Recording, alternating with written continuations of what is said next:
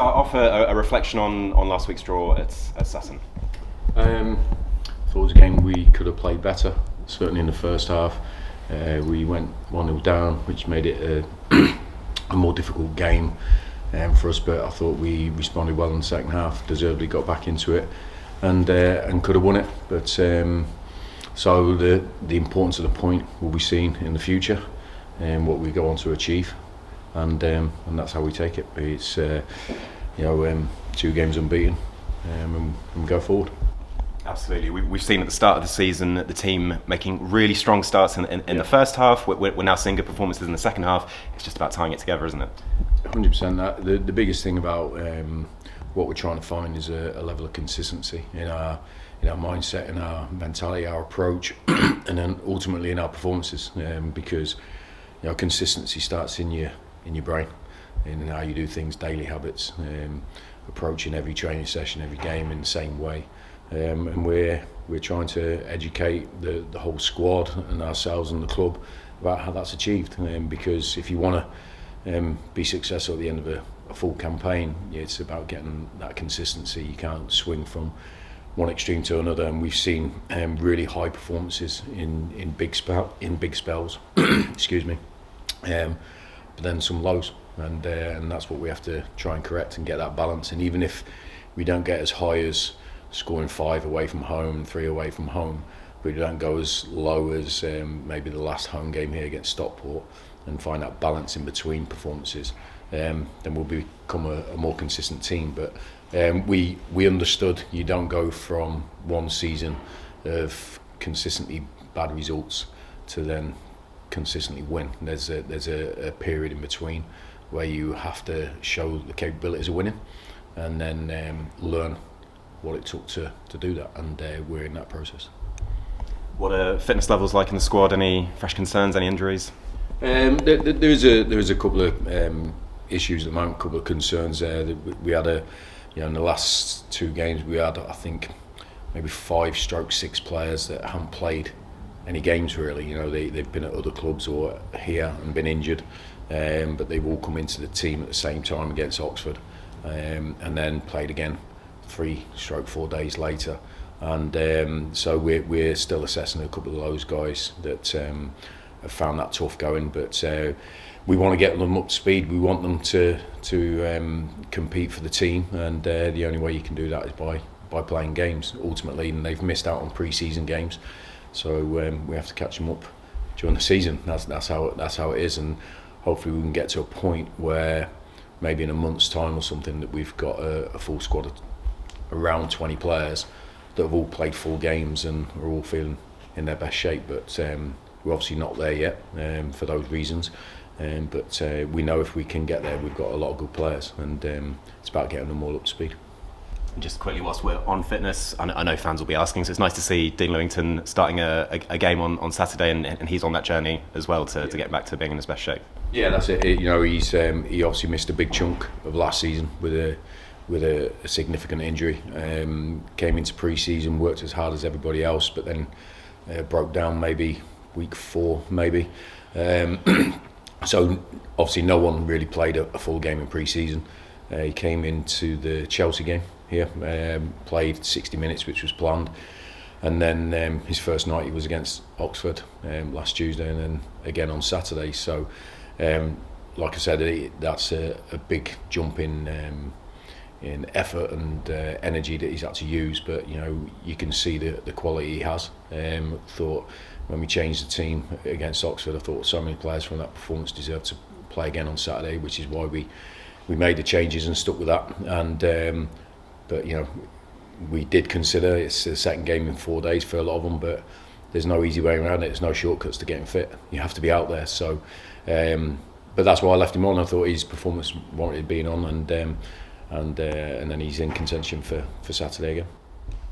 Looking ahead to Saturday, it'll be another game here at Stadium MK. You touched on the Stockport results, so it'll be a really good opportunity against Harrogate to try and do something positive here in Milton Keynes. Yeah, look, it's something that we started the season really well, 2 wins out of 2. Then we drew against Notts County, which I believe was a really good result. And then I just thought the Stockport game was flat all the game through. To be honest, I don't think we had any significant spell of pressure or dominance, and so we took our medicine. We didn't pretend that we should have won that game. I don't believe the opposition did enough to win the game either. I thought it was a draw, but they got the extra goal, and that's what counts. But there's a big job with us here. We looked at the home record of MK last year, the second worst in England. So there's going to be a bit of pain on the way, but we started well. We just have to make sure any punch on the nose, we get straight back up off the canvas. That's how life is. That's how football is. So this will be a good test for the mentality of our squad and our players, that we can put disappointment behind us and look in the future. And that's all I'm bothered about, is the future. Keep talking to the players about looking forward, and how can we make the next action, the next game, the next occasion we represent ourselves into a good one. And it's in our heads. Whatever we did, spoke about it after the Wrexham game, when everyone was on a massive high because it was a brilliant result, but it wasn't going to win us another point this season, and we parked that and continued to win. And it's the same sort of principle when you get beat. It shouldn't impinge on the next game unless you let it. And life is about decisions, and deciding to be in a good mood and deciding to be positive is down to you as a person. And that's how I live my life. I want my team to live their life like that, and eventually I think if I do that, the team do that. I think the supporters do that, and everyone around it. And we want to be a positive club, positive thinking club, but with a dose of reality that it's not always going to go our way. We've spoken before about the fact this is a new team. You're still new in the job, but for Simon Weaver at Harrogate, he's been there a very long time now. What do you make of the job he's done, and how Harrogate have played this season? Yeah, look, he's because I first came across Harrogate when I managed Salford in the National League, and I played against Simon twice there, and saw what a strong outfit they were, what a good team they were, and they deservedly got into the Football League. And if you look at the infrastructure and everything, they've done a brilliant job. But my focus is on my team, my players. And I keep repeating this, and I want my players to understand this, because I want our players to think this, that we show every single opponent the utmost respect, but without the detriment of respecting ourselves and what we can bring to a game. And that's the biggest thing. So we do our analysis, we understand what the opponent is bringing, but if we don't commit to what we do, then it doesn't matter who you play. So we have to get that mentality into our makeup, into our setup, and understand that we're in control of our destiny, and not the opponent. If we do that, we'll win enough games. But we go into every game respecting the opponent of the utmost. Absolutely. And then just finally, Graham, it is a real opportunity on Saturday now. We've almost seen all the pieces together. The players are through the door. They're starting to get back up to speed, and a good couple of results, and you could really get some momentum behind your team. Yeah, look, it's we people talk about momentum, but I think that's because people allow previous results to dictate their future mindset. So if you win 4 games, everyone's confident. If you don't, everyone's down. I think the discipline and focus you have in your head is understanding that whatever happens in a positive way, in a negative way, this is where I have to be.